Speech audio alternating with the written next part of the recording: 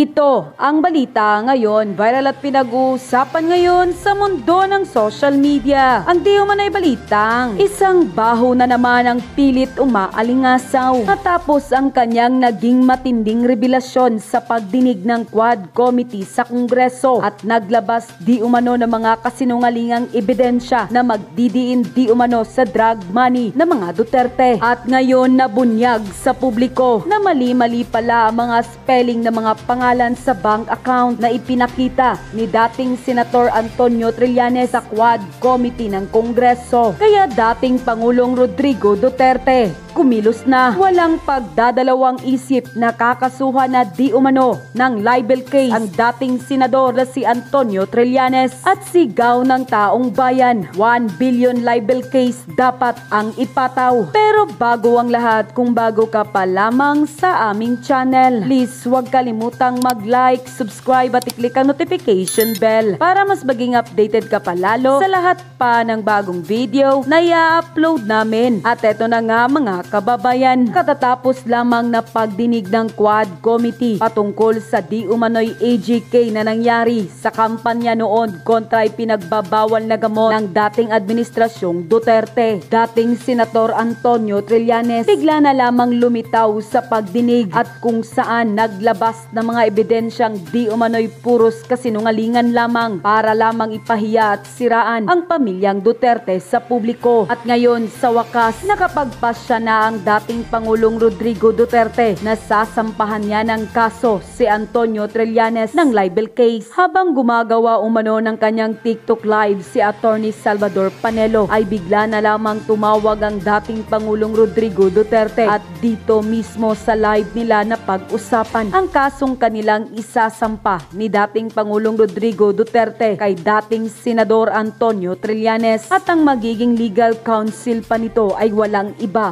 kundi si Salvador Panelo. Dito na pag-usapan din nila na tila magpapatunay sa mga kasinungalingan ni Antonio Trillanes na mali raw ang spelling ng mga pangalan ni Paulo Duterte at ng kanyang asawang si Hanilet na ipinakitang dokumento ni Antonio Trillanes sa Kongreso na magdidiin di umano sa drug money ng mga Duterte. Kung ating matatandaan sa pagdinig, tinanong ng mambabatas kung saan niya nakuha ang nasabing dokumento. Sinabi nito na inabot lamang di umano ito sa kanya. Kaya ayon sa ilan nating mga kababayan, halata di umanong gawa-gawa lamang at puros kasinungalingan. Wala daw talagang dignidad si Trillanes at hindi mapagkakatiwalaan. Pat lamang daw nasampahan ng kaso at pagbayarin ng 1 bilyon dahil sa kapal ng mukha na siraan at paratangan ng mga Duterte ng kung ano-anong mga kasinungalingan. Komento pa ng ilan nating mga kababayan online. Listado ka ngayon, Trililing. Dapat 1 bilyong libel case ang ikaso sa kanya para mahirapang makalabas. Sa kabila ng lahat ng kasinungalingan ni Trililing ay nanaig pa rin ang katotohanan. Gawa-gawa lang talaga niya ang lahat ng mga yan. Kapatid talaga ng maritesting asukari na ito. Mahiya ka naman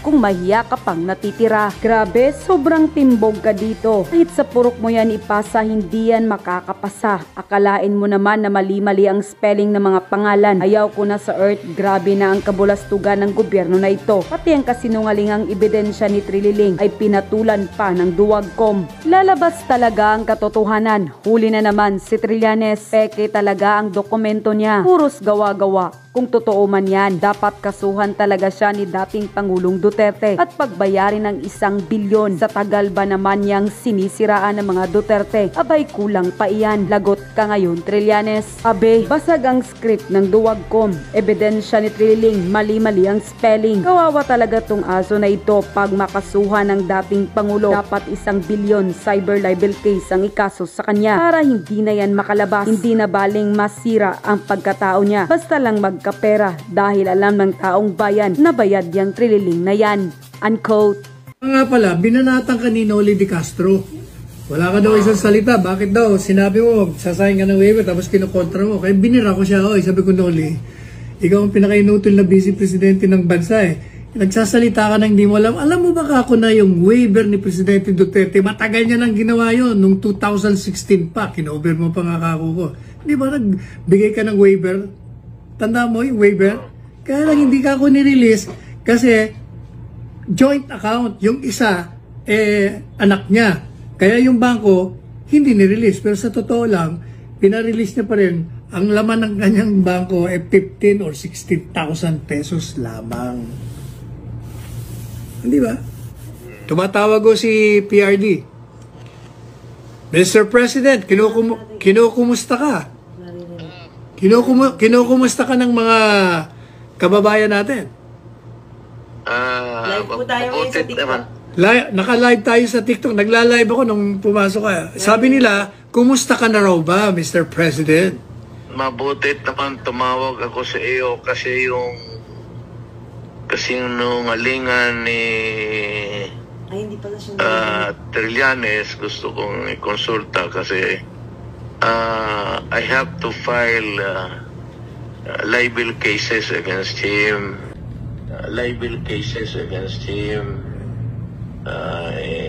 Ikaw mo yung abogado. So, para baka sabihin ng tao totoo. Sabi ko na isang kapiting doon wala. O, totoo yan. Alam niyo, pinapaliwanag ko ngayon dito sa TikTok ko ngayon na walang... Sabi ko nga kung totoo yan, I will ask my daughter to resign as Vice President. At yung anak ko, Mayor, mag-resign dapat. Dapat lang kung totoo. At ako, wala naman akong posisyon. Pero ngayon, para ayaw ko na lang magsalita, basta ako mag-file ng kaso. Patunayan niya sa korte kung puro kapalastugan na figures. Wrong spelling pa yung ng patutin. Wrong spelling pa? Alin ang wrong spelling? Ano ba na yung wrong spelling niya? Alin ba? Alin ang wrong spelling doon?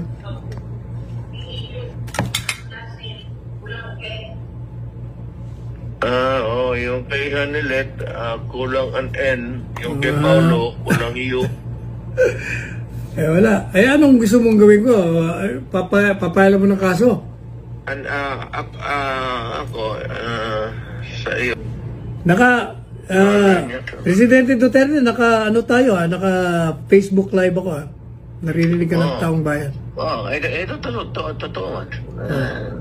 Ay, siya nga pala, tinatanong nga pala nila, saan ka daw ba nagpunta kahapon? Alas 2 na madaling araw, pagkalis natin doon sa, sa Kongreso. Alam mo, asawa ko nandito, naghintay Pero papaalis na rin siya nalit ngayong gabi. Pero teka muna, hindi ka na nagpunta sa kainan? Hindi ka na nag-dinner? Hindi ko na talaga kaya. Pero mo ilang oras yun, 12 hours para. Ano 12 hours? Hindi lang 12 hours yun, 14 hours. 14 hours? 14, kasi nag-umpisa tayo ng alas 10, natapos tayo alas 2 sa madaling araw. Paano? Di 14 hours. Hindi ko akalain na sa edad ko nito, kaya ko pa rin maglagalag. Hindi, alam mo, sabi ko sa kanila, waking hours mo yun Ikaw gising na gising ka. Yun doon ako nakalamang. Ako...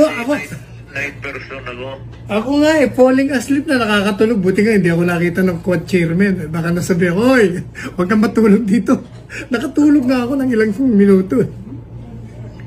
Ako wala naman sa awa ng Diyos. Kasi night person ako. Tinatanong nila, bakit daw gusto mong sunggaban si si Trillanes? Hindi, alam mo, sa totoo lang, somebody should teach him a lesson in life. Nasanay kasi siya yung magkudita, kung ano-anong kalukuhan ang pinapasok niya sa buhay niya. Manira ng ibang tao, sirain yung puri, bali, and he gets away with it. Now, it's about time na kailan bigyan siya ng leksyon. Total, ito naman ang kalaban niya, ang totoo di umano yun, yung kanyang summary puro figures. Ang bangko ang magsabi kung mayroon o wala. Korte yan Niwala nga siya, Sir President. Dapat malaman na to. tao na totoo at hindi. Yes, Lalo na si Inday. Sabi ko nga, fake na fake yun. Kasi unang-una, hindi mo alam kung anong bangko yun. Tsaka wala naman magbibigay ng bangko ng gano'n. May secrecy. Secrecy law. Pati kung totoo man yun, secrecy law pa rin. Tsaka nga pala, binanatan ka ni Noli de Castro. Wala ka daw isang salita. Bakit daw? Sinabi mo, sasayang ka ng waiver, tapos kinukontra mo. Kaya binira ko siya. Oy, sabi ko, Noli, ikaw ang pinaka-inutil na vice presidente ng bansa eh. Nagsasalita ka na hindi mo alam. Alam mo ba ako na yung waiver ni Presidente Duterte, matagal niya nang ginawa yun. Nung 2016 pa, kinover mo pa nga kako ko. Di ba nagbigay ka ng waiver? Tanda mo yung waiver? Kaya lang hindi ka ako nirelease kasi joint account. Yung isa, anak niya. Kaya yung bangko, hindi nirelease. Pero sa totoo lang, pinarelease niya pa rin. Ang laman ng kanyang bangko ay 15 or 16,000 pesos lamang. Hindi ba? Kaya walang yata. Kailan nga palang balik mo sa Davao?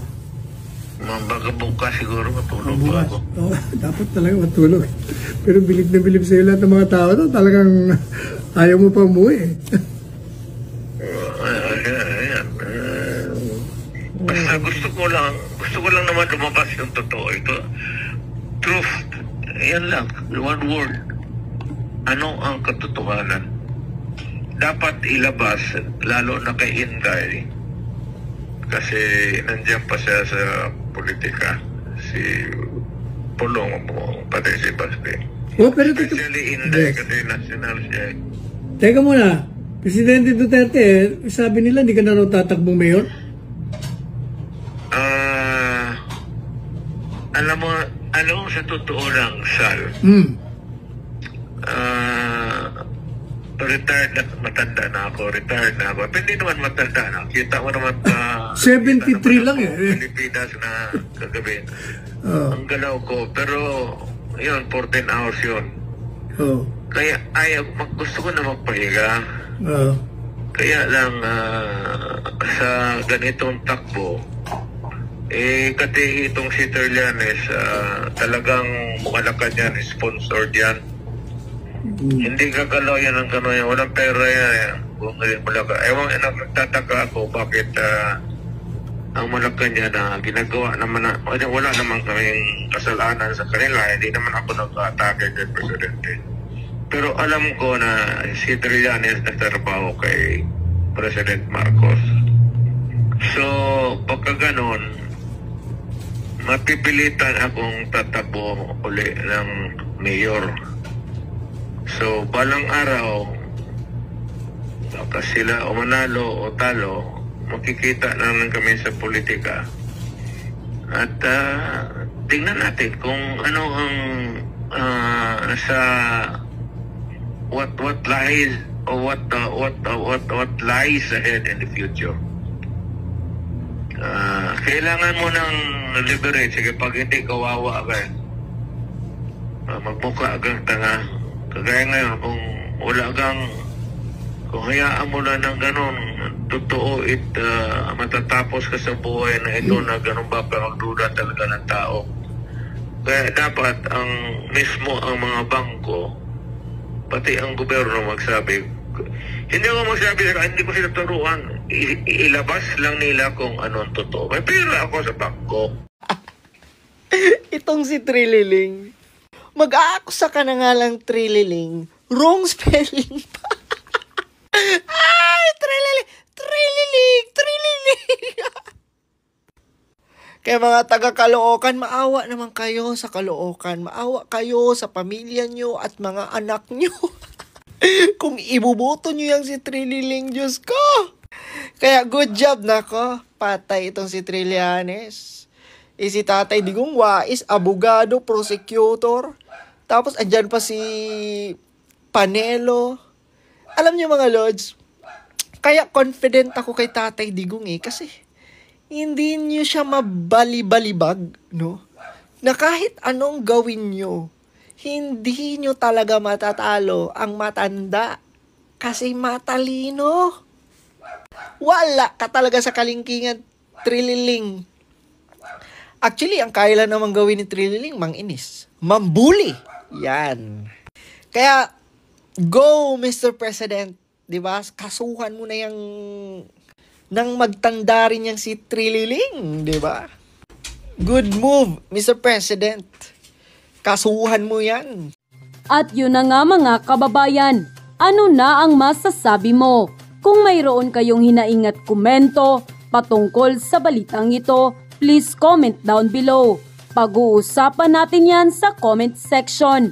At kung nagustuhan nyo ang video, ay huwag kalimutang mag-like at i-share na din para mas marami pang makaalam at umabot ito sa marami sa ating mga kababayan. Maraming salamat po!